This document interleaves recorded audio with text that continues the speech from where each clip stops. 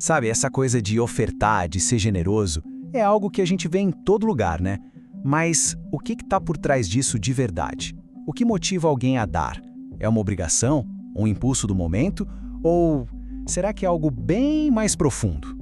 E é aí que entra a nossa grande questão hoje. A generosidade é tipo uma regra que a gente segue, ou ela é, na verdade, um reflexo de alguma coisa que acontece primeiro dentro da gente? Ok, para entender isso, a gente vai mergulhar fundo numa frase específica, lá do apóstolo Paulo. Parece simples, mas, olha, a chave para a nossa pergunta pode estar escondida bem aqui. Vamos desmontar essa frase, parte por parte, para ver se a gente encontra uma estrutura por trás da verdadeira generosidade. Então vamos lá. Nossa primeira parada é entender que esse ato, ele é, antes de tudo, individual. Tudo começa com a responsabilidade de cada um. Parece tão simples, né? Cada um. Mas essas duas palavrinhas mudam o jogo todo. Elas tiram o foco de uma ação de grupo, de uma coisa coletiva, e colocam a luz num relacionamento direto, pessoal. E aqui a coisa fica ainda mais interessante. Se a gente for olhar a palavra original em grego, ela é ekastos. Isso é muito forte, porque Paulo não disse a igreja deve contribuir. Ele disse cada um. A ênfase é total na responsabilidade individual. É uma decisão que não dá para terceirizar, sabe? Para ficar mais claro, pensa num presente de aniversário. Quando a gente vai dar um presente para alguém que a gente ama, a escolha não é feita por um comitê, né? A escolha é nossa, porque ela reflete o nosso relacionamento único com aquela pessoa. A oferta, nesse sentido, é exatamente isso, um presente pessoal. Beleza, agora vamos para o segundo princípio, que aprofunda ainda mais essa ideia. A generosidade, segundo o que a gente está lendo, não é um acidente, é uma decisão pensada, planejada. O ponto-chave aqui está na palavra determinou. Isso sugere que houve uma premeditação, um plano, e não um impulso de última hora. É a diferença entre ter um projeto e ser atingido por um raio, entende?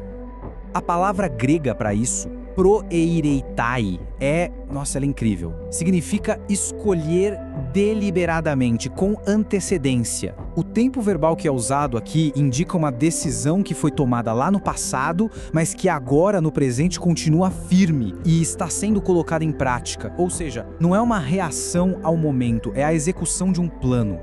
Pensa, por exemplo, na construção de uma casa. Ninguém simplesmente começa a erguer paredes sem ter um projeto. Precisa planejar, calcular, preparar o material todo. Então, da mesma forma, uma vida de generosidade que é consistente, ela também precisa de um projeto. A oferta é como se fosse o tijolo que representa esse plano maior. Bom, e isso nos leva direto ao terceiro e último princípio. Se a decisão é pessoal e é planejada, de onde ela tem que vir? Qual é a verdadeira fonte dela? E o texto não deixa dúvida. A decisão de dar não deve nascer de uma força externa, de uma pressão, mas de um lugar muito específico, o coração. Mas olha, é fundamental a gente entender o que coração significa aqui.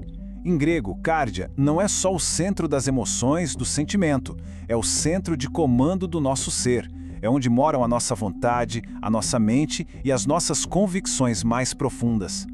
Uma decisão que vem da cardia é uma decisão autêntica, que envolve a pessoa por inteiro. E aí, o contraste fica gritante, né? De um lado você tem a doação, que vem do coração, que é motivada pela convicção, pelo amor. Do outro, aquela que vem da pressão de fora, que nasce do medo, da obrigação ou até da preocupação com o que os outros vão pensar. São duas fontes completamente diferentes, com resultados totalmente diferentes. Ok, então vamos juntar todas as peças desse quebra-cabeça. O que a gente descobriu? A gente descobriu um modelo que transforma o ato de dar de uma obrigação para uma expressão. Basicamente, são 3 pilares. A generosidade autêntica, então ela é pessoal, porque é a expressão de um relacionamento único. Ela é planejada, porque é fruto de uma decisão pensada. E ela é sincera, porque nasce do centro da nossa vontade, do coração. No fim das contas, a oferta em si não é o evento principal. Ela é a consequência, sabe? É a expressão visível de uma decisão invisível que já foi tomada muito antes. Não é sobre o dinheiro que sai da mão, mas sobre a convicção que já existe no coração. E isso tudo deixa a gente com uma pergunta final para reflexão. Se cada ato de generosidade é de fato uma expressão do coração, o que ele está dizendo sobre as convicções, sobre a confiança e sobre o amor de quem o pratica? Uma boa pergunta para a gente pensar. Valeu por acompanhar essa análise.